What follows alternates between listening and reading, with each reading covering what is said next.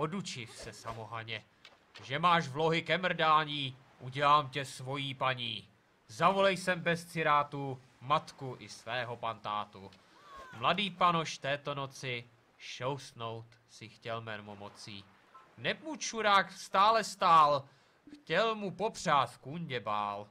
Neviděl však mladík hrdá s rydířem, že dívka mrdá. Myslel, že v komůrce dlí, že spí na své posteli. Vlezl oknem podle zvyku do jejího kamrdlíku. Toužil vniknout ti tam hned, kde mu kyne mrdumet. Pozor dal, by nebyl kravál, k posteli se tiše hrabal, věděl dobře, kde to je, v kterém koutě pokoje. Bez orací v postel les, namák kundu, na ní vlez, a pak i hned bez náhání s chutí dal se do mrdání. Mrdal jako divé zvíře, kulky strkal až ku díře, pytlem tloukl do stehen, jak by mlátil potěhem. Když domrdal, začal znovu, bokem lehl si teď k tomu, prsty strčil do prdele, aby hloub byl v jejím těle. Potom zase ona vstala, ocas do huby mu vzala, pak mu prdel líbala, kůlky pilně lízala. Začali teď ke všem všudy mrdati rovnou do huby. Myslel, ať má radost ze mě, do krky, jí stříknu sémě. Pak si lehnul hezky blízko, uvažoval, že má štízko mít tak kundu ke hraní, mrdal až do svítání. Pak, jak by mu ocas utnul, přestal mrdat, tvrdě usnul. Ráno, když se probudil, byl by se rač utopil. Viděl, že to děvče není, že to byl jen mámení a že noc tu čelickou mrdal s její babičkou. Až teď poznal, že v tom temnu o postel se zmýlil jednu a že místo k slečince vlezl k její babince. Vyskočil z postele hbitě, skřípěl zuby vzteky litě, na babu pln zlosti kouk, ocasem o nočník tlouk. Bába z toho radost měla, líbezně mu tak to děla. Ach, to byla prácička, až mě bolí chcapička. Můj starej, to pravím vřele, musím s ním jít do prdele. Sláva vám, vy jonáku, i vašemu čuráku.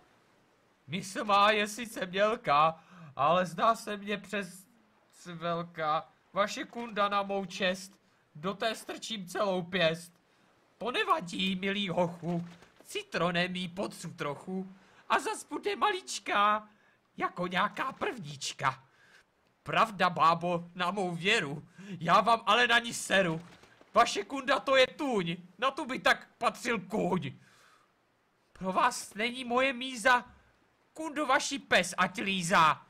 Šert, aby tu chvíli nes, když se v noci na vás les. Vzpomínat já budu dlouze, jak vy jste mi pomohl z nouze. Že jste moji starou kůži vydělával, mladý muži. Byl jsem trouba, červ nevem, že jsem lezl v noci sem. Nepoznal jsem v mrdu touze, na babu že lezu pouze. Odešel s nadějí v srdci. S frajlí zamrdám si přeci. Jen co přijde soumrak dne, ono to nějak dopadne. Dopadlo to. Spral to kat. Neměl si už zamrdat. Zvadlo jemu mrdu květ. Nešousne si zas tak hned. To když poznal. Hrom do minky. Do kundy i do maminky. Babu mrdat, milku ztratit. To se nedá vynahradit. Starý hradní doma sedí. Na svůj ocas smutně hledí. Neb mu nechce vůbec stát. Mouchy mu naň chodí srát. Že už neměl k mrdu sílu, tak si honil svoji žilu. Ač to může nehodno, zkrátka stál už za hovno. Tu však slyší dceru Minku. Ustrojte se, pan tatínku.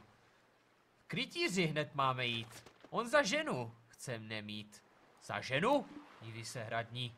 Zboř se, hajzle, hrade spadni. Tohle přec nemůže být. To by musel ocas mít. Má ho, praví na to ona.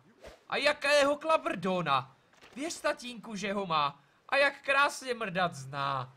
Rci mi, dcero, že jsi lhala. Snad si s ním už nemrdala. Ba jo, tati, tak mu stál, že mne 6krát omrdal. Starý radostně vykřiknul.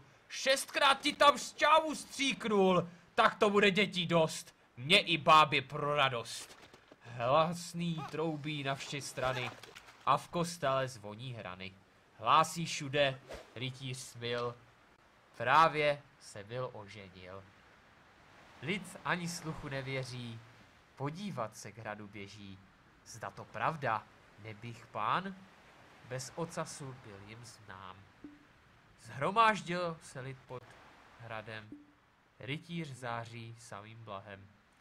Rozepíná kalhoty, ukazuje nahoty. Rytíř klidu klidně vece. Když jste zde, tak dívejte se. To je čurák, to je skvost. Ten je tvrdý jako kost. Mezi lidem rozechvění. Divadlo se zase mění. Minka nohy roztahuje, svoji kundu ukazuje. Úplnkem jí prdel září, v rytíři se všechno vaří. Klátí rukou ocasem. Lid pak hledí šecexem. Ok, jsem na Ely. Tady jsem chtěl být.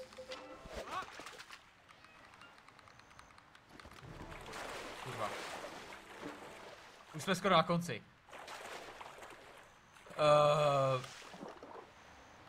Sláva, hučí národ hlasně. Ten musí mrdat krásně. Stále ať mu stojí v slávě, ať se činí na své mámě. Když lid rytíře tak chválil, do rytířky ho hned vpálil. Lid mu dělal ovaci, neb měl z toho legraci. Kurva, já se topím. Prdele. Můžeš laskavě vylízt ty vody ven. Díky. Svět, co stojí, nevídáno. Rytíř už má domrdáno. Ocas velký vytahuje, v prstech si ho protahuje. Míza stále ještě kape, jak to všechno pěkně klape. Dole v lidu táboře, je to jako nahoře. Na to zhodil bez caviků sud, jejž choval v kamerlíku. Za křiku a pískotu do hradního příkopu. Podle vzoru svého pána, příkladem jim volnost dána. Leží na zemi, už selky, mrdokvas je z toho velký. Samé je slyšet kolem, kdo nemrdá, ten je volem. Semeno tu teče proudem, kde kdo pracuje svým oudem. To vám byla lidí mela, každá kunda něco měla. Teprv s pozdním večerem táhl každý s keserem. Proto v erbu toho smila, hřít jesu v něm schlupí díra. Uprostřed pak sedí lev, jak tam líže z kundy krev.